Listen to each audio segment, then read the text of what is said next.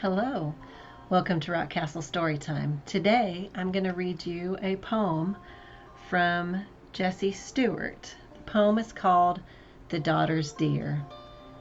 Here in October, under yellow leaves, on sugar, maple, sycamore, wind grieves.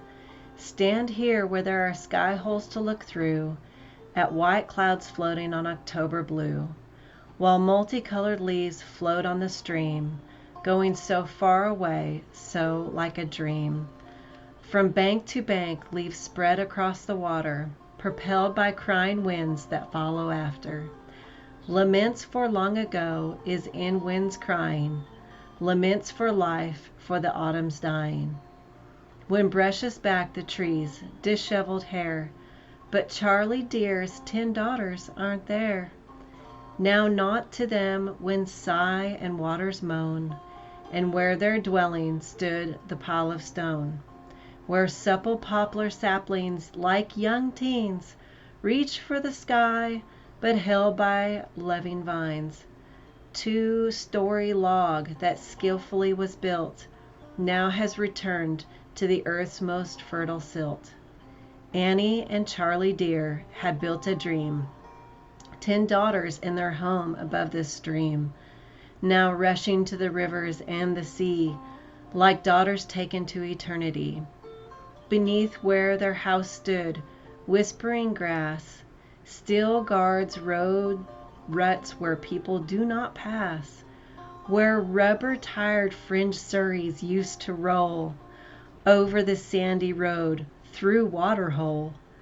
Buggy and Hug Me Tight spun down this road, mules pulled jolt wagons with heavy load. Annie and Charlie and their daughters 10 rested on evening in the cooling wind, and watched the road to see the people pass. So whispers to me now, whispering grass. Only the sighing, whispering grass, here in this great reforested morass, tells of this family who once lived here in changing seasons of yesteryear. 10 mountain maidens who were filled with hope, in spring watched dogwooms blossom on their slope. Spring evenings heard the songs of whippoorwills, young time of loneliness among their hills. 10 maidens longed for men they could not blame, who saw them walk toward the sunset flame. Their fondest dreams of marriage were as far from them as their home was from the brightest star. 10 maidens' names were written on the water, too much coughing with their gay spring laughter. Death silenced their names on the April wind. Once on a sugar maple you would find initials of 10 daughters on this tree, lovers like wind flown to eternity. Whispering grass tells me, look where you will, look for the sugar maple on the hill, the largest valley tree that ever grew.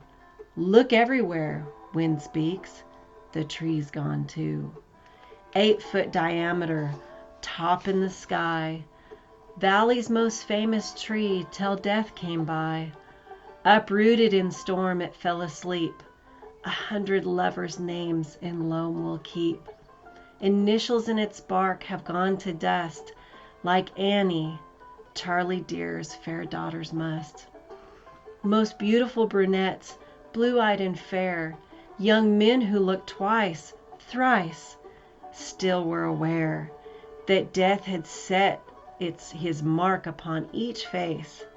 They coughed too much to share the kiss, embrace. Their breath held dire contagion, young men thought.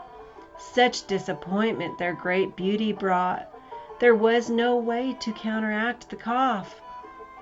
After they lingered, death was kind enough to take each from her bed to final sleep on 3 Mile Hill, a bed both dark and deep. But who knows, in October of this year, this was the home of Charlie and Annie dear. Daughter's home here in the golden wood. Upon this spot I stand, where their house stood.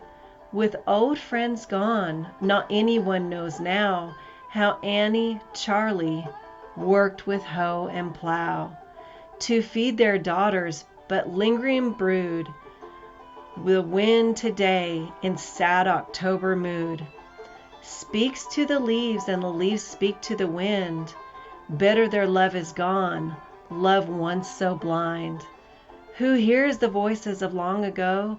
Who sees fair maidens with their cheeks aglow, standing with lovers by the sugar tree, cutting initials for the world to see? Young men whose thoughts were filled with a doubtful dream walked with their lovers here beside this stream, heard winds blow over their autumn clatter. Consumptive girls, they knew what was the matter.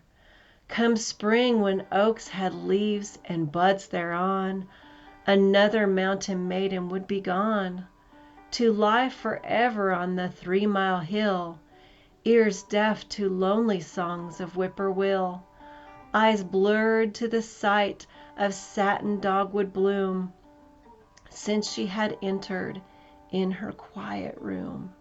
Steep slopes that fed them once grow up in trees, and who remembers now the tragedies of life Charlie and Annie dear once faced, and broken dreams of men who once embraced dear daughters who were fairest of the fair, initials on their tree no longer there, but in the 3-mile hill a forest grows, where there are unmarked mounds in unkept rows.